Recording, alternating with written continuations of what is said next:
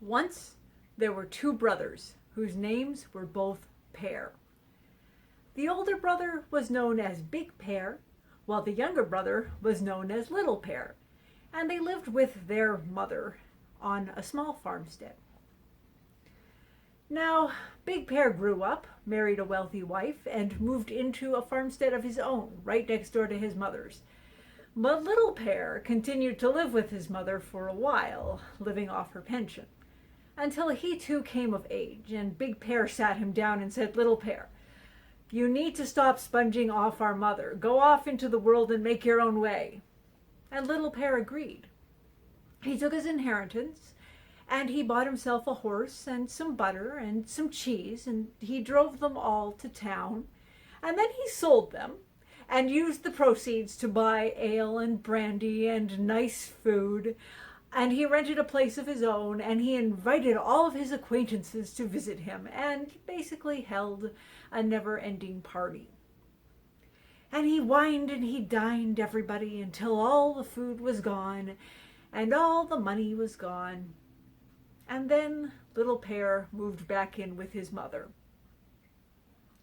Little Pear did have one possession remaining. He had a calf that was thin and scrawny and kind of ratty looking. But Little Pear looked after the calf well. He would often put it out to pasture in Big Pear's yard. Because the thing is, Big Pear had this beautiful pasture, and Little Pear thought he might as well use it too. And his calf was always over there grazing. And Big Pear tolerated this for a while, and then it began to annoy him, and then he got very angry, and then finally one day he went outside with a gun and he shot that calf dead. Little Pear did not cry over his calf. He simply took it, skinned it, tanned the skin, and took it off to the marketplace to sell. Unfortunately, no one was looking for ratty calf skins, and people sort of said, no, this isn't worth anything. Go home. And finally, Little Pear did. He took the calf skin and he bundled it into a sack. He put the sack over his shoulder and set off for home. When it was coming on night, he stopped at a farmstead and he knocked at the door. And the door was opened by a woman who said, "Can I help you?" And Little Pear said, "Listen, I'm on my way home. Could I just stay with you for tonight?" The woman said, "I'm not comfortable with that. My husband is away out in the fields. I'm alone here in the house. Why don't you go on to the next farm and ask them? If they say no, come back and we'll work something out." So she closed the door, and Little Pear was about to set off when he noticed something through the window. He noticed that the wife wasn't actually alone. She had the parish priest in there with her, and she was entertaining him. She'd sat him down beside the fire, and she served him a big bowl of custard, and then while he was eating that, she brought him ale and brandy, and they had a fine old time together. As this was happening, and as Little Pear was looking through the window with his eyes all big, the farmer came home. Now, when the wife realized her husband was at the door, she said, "Oh, no, let's deal with this." She took the custard and she shoved it under the fireplace mantel, and she took the ale and brandy and shoved them down into the cellar, and she took the priest and she shoved him into a chest, and then she locked the chest with a key and stuck it in her apron. And then the farmer entered the house and he kissed his wife and sat down to dinner.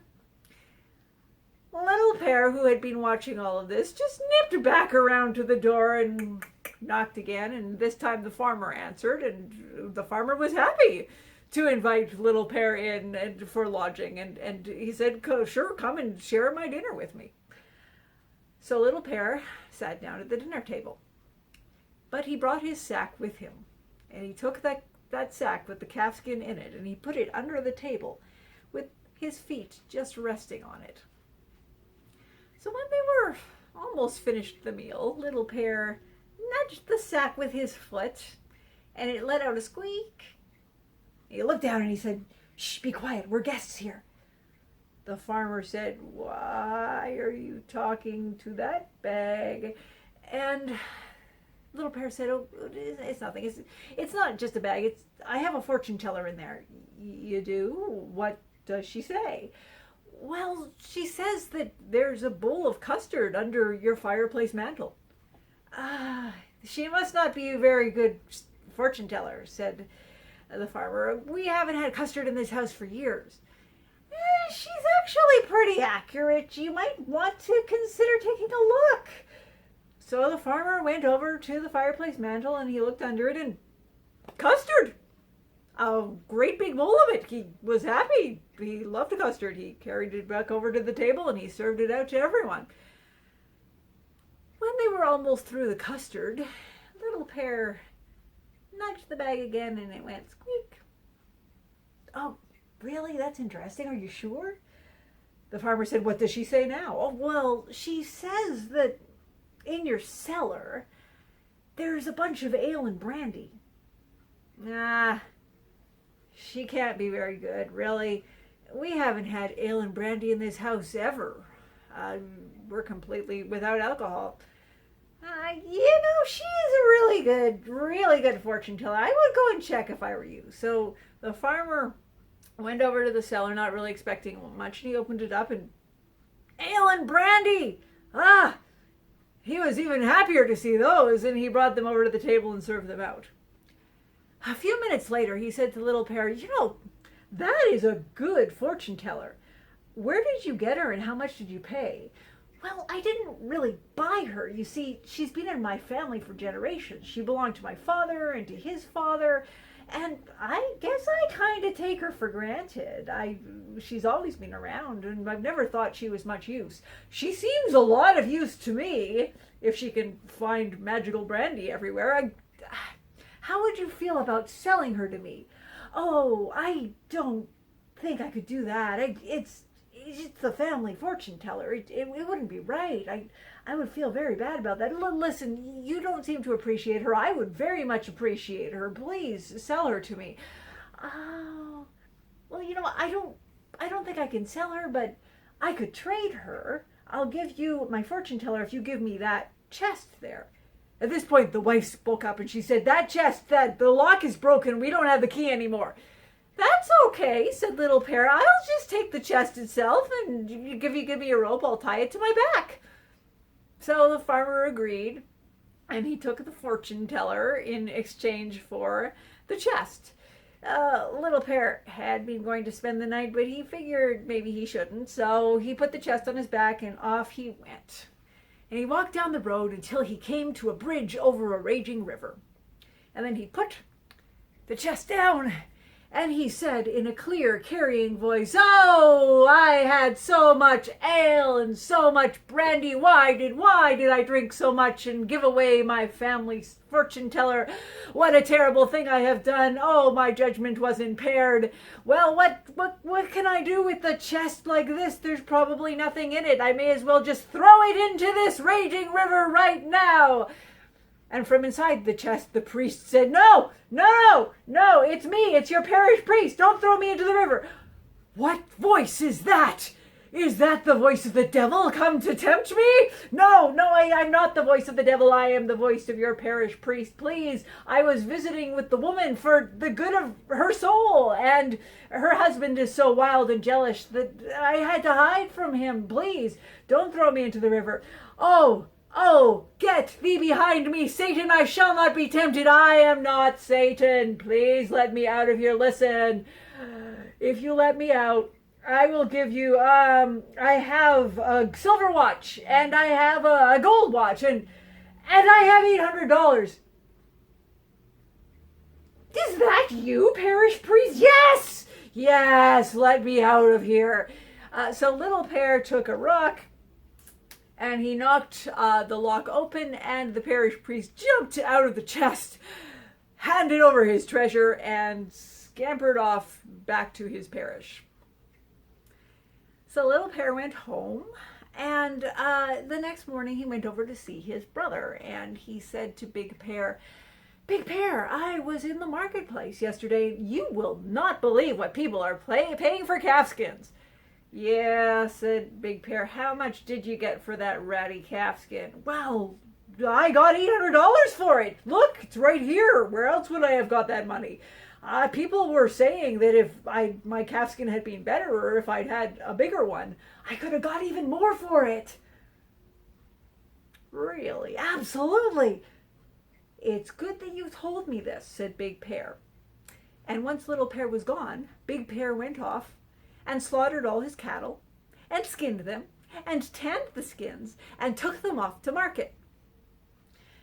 And he trundled through the market calling, calf skins for sale, cow skins for sale, bull skins for sale, get 'em here. And people came over to look, that's some nice leather you got there, I guess. How much are you asking for it?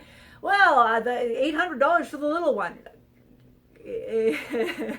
You're joking, right? No, of course I'm not joking. They were going for that yesterday. And people just started to laugh at Big Pear and tell him that he should go off to the asylum to sell his calf skins because that was where he belonged. And he finally just had to leave. Big Pear realized at this point that he had been had, and he headed for home with vengeance in his heart. Little Pear figured something like that might be happening, so he set things up on his end.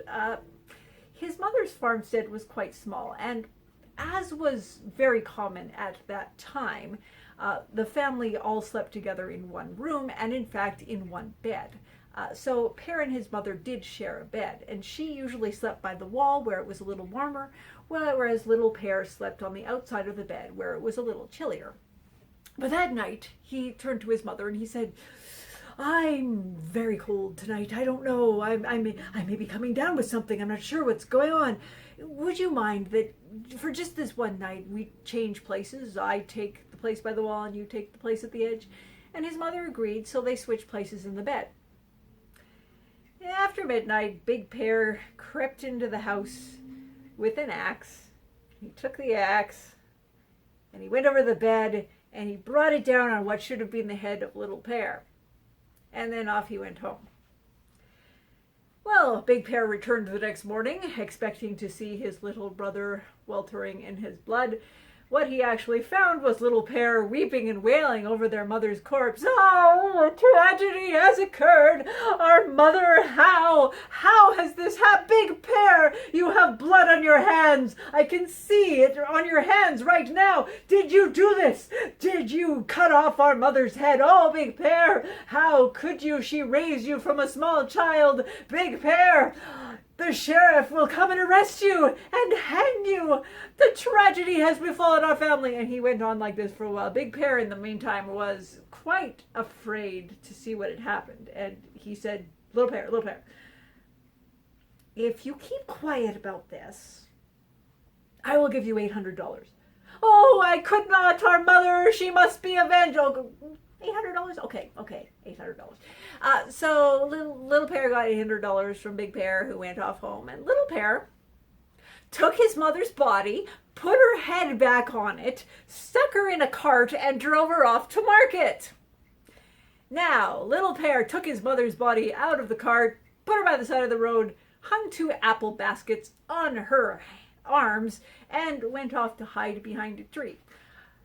He didn't wait for long before a skipper came along, and he saw this little old apple woman, as he thought, sitting by the side of the road. And the skipper went up to her and said, Madam, may I buy some apples from you? But the old woman just sat there. Madam, may I buy some apples from you? But the old woman just sat there.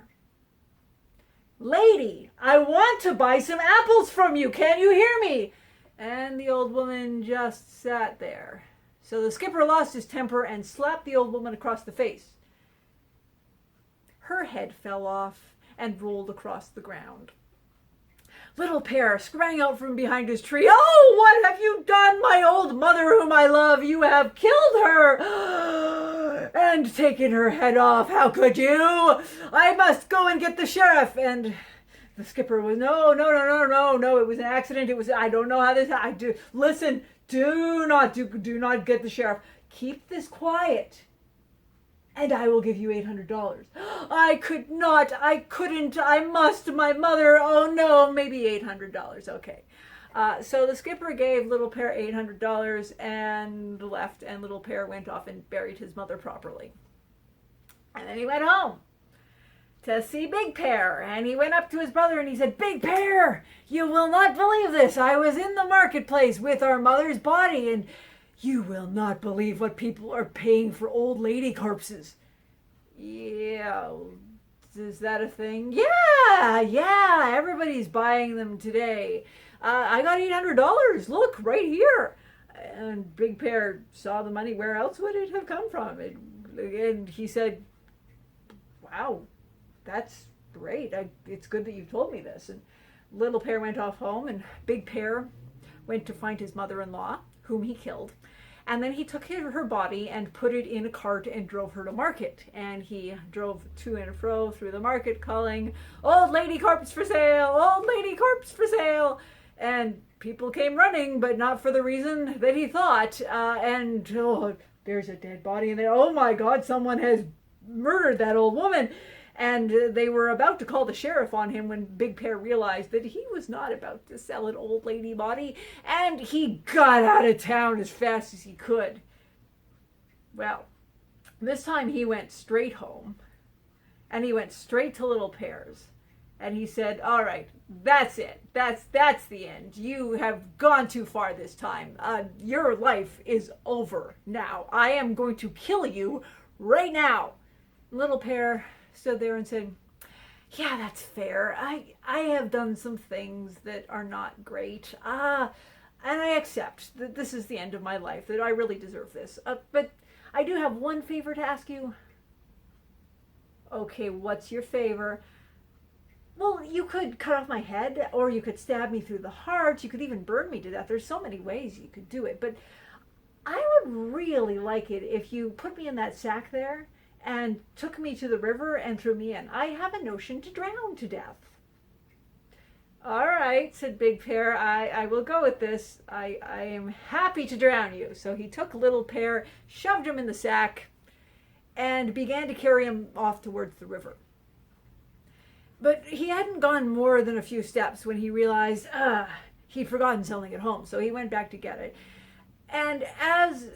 But he left Little Pear there by the side of the road. And Little Pear, in the sack, started to kind of call out to himself. And he called out, to the kingdom of heaven, to paradise, to the kingdom of heaven, to paradise. And he called this out over and over again. And as he was doing this, a shepherd came along, driving a flock of sheep.